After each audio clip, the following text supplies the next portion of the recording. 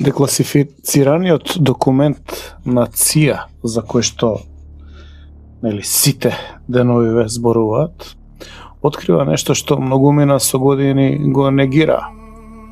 Спорот за името не бил само дипломатски процес, туку поле на сериозни геополитички притисоци и обиди за политички инженеринг.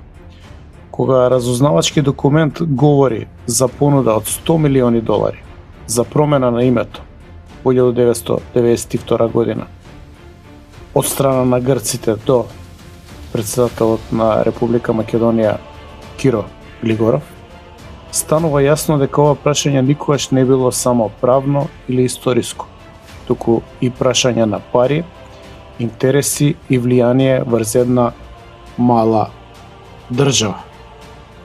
Овој документ е многу значаен од повеќе аспекти. Логички се наметнува прашањето: ако во 1992 година имало обид за купување на името, дали некој 3 децении подоцна, во процесот што доведе до промена на името во јануари 2019 година, можеби навистина зел пари? И ова што го говорам не е политичка парола, туку поставам прашање кое што треба да доведе до сериозна истрага, бидејќи меѓународното јавно право е јасно.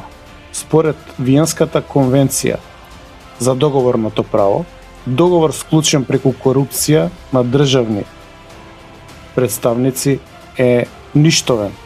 Тоа значи дека правно се третира како никогаш и да не постоел. Затоа, ова е правецот што македонските истражни органи мора да го проверат, без страв и без политички калкулации. Ако нема ништо, нека се расчисти еднаш за секогаш. Но ако се открие дека некој навистина го продал државниот интерес, го продал државното име, за тоа зел пари или се стекнал со друг вид на корист, тогаш тоа не е само политички скандал, туку она што е најбитно за нас, простор или основ за рушење на целиот договор. Архивите некогаш ја откриваат вистината со децении за доцнување. Прашањето ми е дали државата има храброст оваа работа да ја истера до крај. Дозволете ми да во неколку зборови ја објаснам Виенската конвенција за договорното право од 1969 година, која се смета за устав на меѓународните договори и на која што се повикувам и јас во аргументацијата, меѓутоа, како што гледам, и многу други заинтересирани во овој случај. Што е Виенската конвенција? Таа е меѓународен документ кој ги пропишува правилата за тоа како се пишуваат, потпишуваат, толкуваат, но и како се поништуваат меѓународните договори. Македонија е потписничка и овој акт има супериорно важење во нашиот правен поредок, но исто така и во меѓународниот правен поредок. Членот 50 вели корупцијата на представник на државата. Ова е клучен член за ништовност и челичен аргумент за ова што го дебатирам. Еве го членот 50. Ако изразувањето на согласноста на една држава да биде врзана со договор е добиено, врзана или обврзана, е добиено по пат на корупција на нејзин представник, државата може да се повика на таква корупција како на основа за невалидност или ништовност на својата согласност. Зошто е ова важно? Ако истрагата докаже дека било кој функционер примил директен или индиректен подкуп, пари, имотна корист, други бенефиции, за да го потпише преспанскиот договор, согласноста на државата се смета за правно неоснована, односно има граден проблем.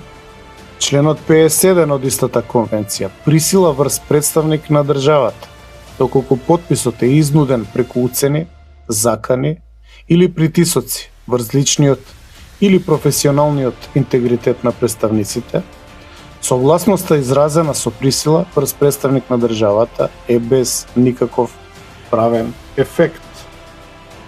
Член 52. Присила врз државата со закана или употреба на сила, ако се докаже дека државата била принудена на договор, преку кршење на принципите на меѓународното право, например економски санкции или дипломатски блокади или некаква ограничена агресија, договорот е ништовен ако неговото заклучување е издействувано со закана или употреба на сила. Дозволете да појаснам уште некои работи. Во правото постои суштинска разлика меѓу раскинување на договор и ништовност. Раскинување представува всушност алатка кога договорот престанува да важи од денес за воиднина. Меѓутоа ништовност или нулити се смета дека договорот никогаш не произвел правни последици. Правно се враќаме во состојба како договорот воопшто да не бил потпишан. Статус quo ante. Ако подкупот се докаже, сите уставни измени настанати како резултат на тој договор стануваат правно неодржливи бидејќи изворот е проблематичен. Останатите држави и Обединетите нации би морале да ја признаат ништовноста доколку меѓународен суд, како тој во Хаг пресуди дека Виенската конвенција е прекршена преку корупција.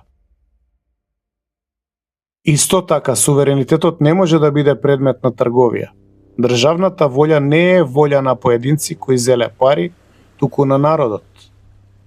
Потписот кој што е прибавен со подкуп не е потпис на државата, туку на криминалецот. Почитувани, меѓународното право не е пазар.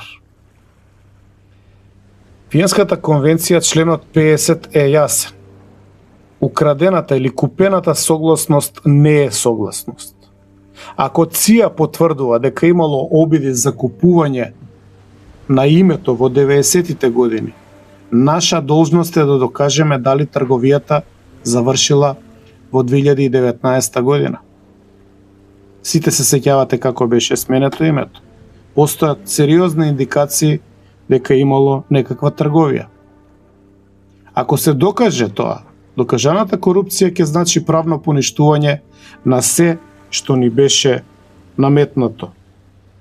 Еве можност за сегашната власт елегантно да се извлече од Преспанскиот договор, од штетата што ни е направена со тој договор и да ги врати работите во права насока како што ветуваше пред изборите. Се сеќавате? Беше ветено дека Македонија ќе биде повторно твоја или моја или наша или горда. Еве можност да се отвори истрага, бидејќи постојано зборуваат на пресконференции дека Заев тргувал, Заев продавал, Заев е криминалец. Еве можност со докажувањето на тие тези да си го вратиме назад уставното име. Да се надеваме дека ќе ги слушнат повиците на јавноста и на вистина ќе го направат тоа. Јас сум Филип Петровски, благодарам што го послушавте овој статус кој што првично беше објавен делумно на Facebook, а сега го објавувам и на YouTube.